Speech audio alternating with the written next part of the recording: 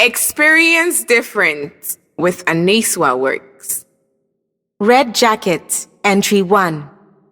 The fourth girl too was found face down and semi-nude. Her body had been there for at least a day and had been found by a young couple out for a late afternoon walk. Within minutes, the crime scene was swarming with police officers desperate to find a killer. Gyan and Aryee were the lead detectives in charge of the case, and they were under immense pressure. Over a period of 5 months, the bodies of 4 young women had been found in parts of High Given Island. All of them had been brutally stabbed and their bodies left in thickets. Same thing as the 3 before. The similarities are astounding, Detective Gyan said. We've got a serial one, Detective Aryee agreed. We need to find that. He was cut off by a sergeant with an urgent update. Another trend had been confirmed by the forensics team. A large vehicle of some sort had been in close proximity to where each body had been found. Entire marks collected from the scenes were made by wheels on the same vehicle. Detective Aryee was immediately on a phone call with Edith, his liaison at forensics. Can you tell me more? He said, stepping to the side as another officer approached Detective Gyan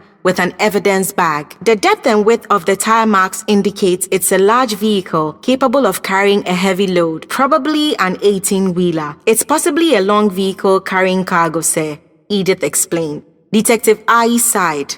We've got another one, Edith, and I hate to say I'm certain this crime is related to the 4 girls. We are getting closer, sir. Soon, you put him in cuffs, Edith encouraged. I'll send what we collect here over. Thanks, he concluded. Detective Aryee traded what he had learned with Detective Gyan in preparation for an upcoming press conference. The pair knew it was going to be a tough one, and they braced for it. Before they could do that, however, the family of the latest victim had to be notified. A 22-year-old mother of 1, the victim, Yolanda Barnes, was working the night scene in order to provide for her 3-year-old son. She had been reported missing by her neighbor after she did not come home like usual. The detectives were at Yolanda's apartment complex in no time. The 1-bedroom apartment was filled with family and friends of the victim, some of whom stood outside in the hallways and at the car park below. The entire neighborhood wanted to know what had happened to the kind-hearted and funny young mother. Detectives Gyan and Aryee found themselves alone with close family of the victim, faced with the part of police work unanimously deemed to be the worst. The detectives took turns in breaking news of the kind, and this one fell on Gyan. She sat up and cleared her throat. Ma'am, she started,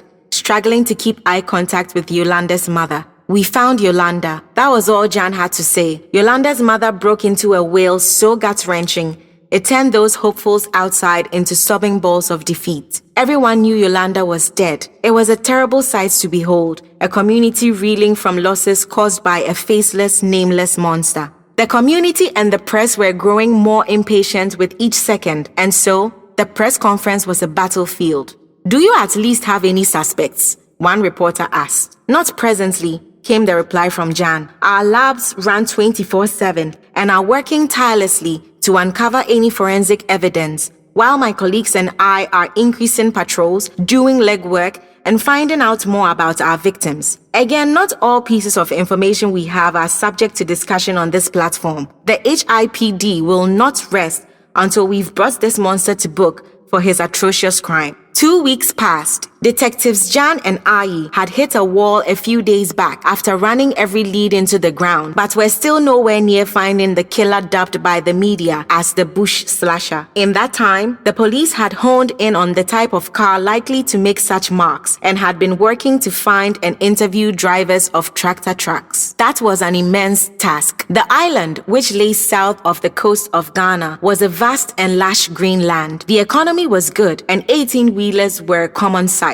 The police put in all their efforts regardless, and in 2 weeks, over 200 truck drivers had been questioned. It was a Wednesday evening. Detective Gyan was getting ready to head home when her phone rang. Her heart sank and a deep dread swept over her as she braced herself for bad news. The caller alerted her that another young lady had been found, but this time there was a twist. The young girl was alive, though barely clinging to life, and had managed to get a phrase in before going cold on paramedics. She had kept saying, "Red jacket." Detective Gyan's brows creased. Red jacket? She thought. What on earth could that mean? She hung up and raced to meet Detective Aryee at the crime scene, eager to see the scene through the eyes of the responding officers. The officers told Detectives Gyan and Aryee that the initial 191 call was made by a park ranger who was drawn off his course by the muffled sound of cries for help. He panicked upon seeing the state of the victim and immediately dialed for an ambulance, after which he passed out himself. The paramedics had been able to resuscitate the ranger, but the victim had severe stab wounds on her torso, neck, and hands. She seemed determined to convey the puzzling phrase "red jacket" across before passing out. Detectives Gyan and Aryee didn't know what to do with the phrase, so they decided to update details of the alert police patrol teams and checkpoint officers were working with. The phrase was propagated, and officers were encouraged to think about the phrase in as broad a spectrum as possible. By the end of the night, the young woman fighting for her life was identified as teenager Terry Kagari. She had not been reported missing.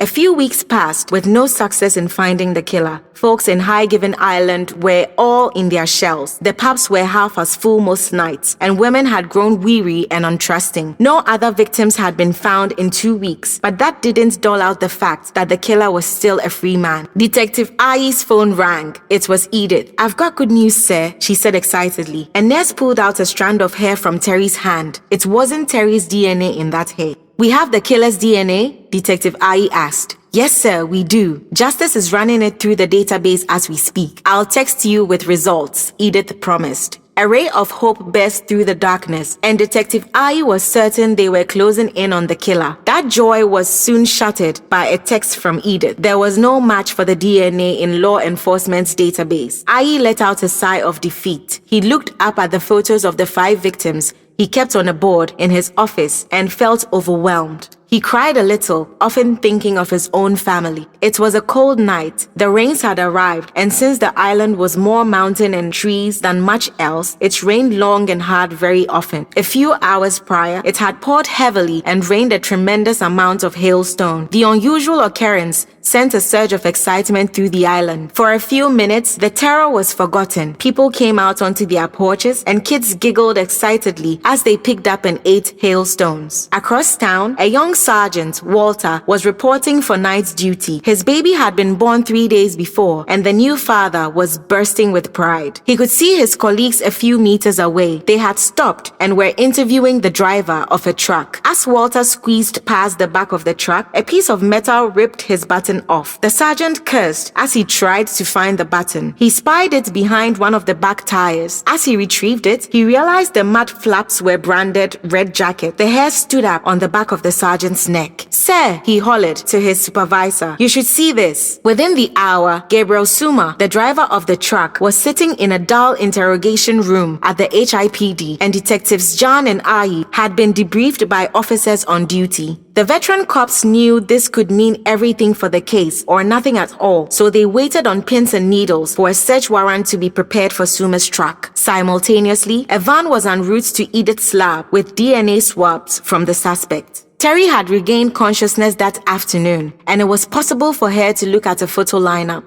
The doctors had been hesitant initially and were still quite displeased about Terry being questioned in her condition. Detective Gyan elected to go speak with Terry, while Detective Aryee saw the search warrant through. The beeps of monitors were the loudest sounds at the ICU of Christ Care Hospital. Detective Gyan took ginger steps behind the doctor and nurse as they ushered her to where Terry lay. They stopped at the door. 2 minutes, ma'am. Please, be quick and careful. She just pulled through 6 hours of surgery and is not yet out of the woods. My nurse will be here with you in case anything happens, the doctor stated firmly. Detective Gyan nodded and let him know that she respected his rules and work. The nurse then took her into Terry's room. She recognized the nurse and tried to give her a smile. The nurse wrapped Terry's arm reassuringly as she spoke. "Terry, this is Detective Gyan," she started. "She thinks she may have found the man who did this to you, and she would like to show you some photos, okay? All you have to do is squeeze my hand if you see his face," the nurse coaxed.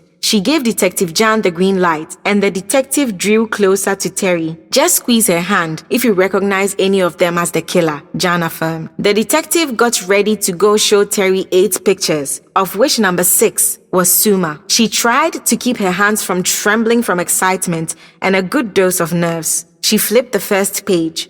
No reaction. Second, Same.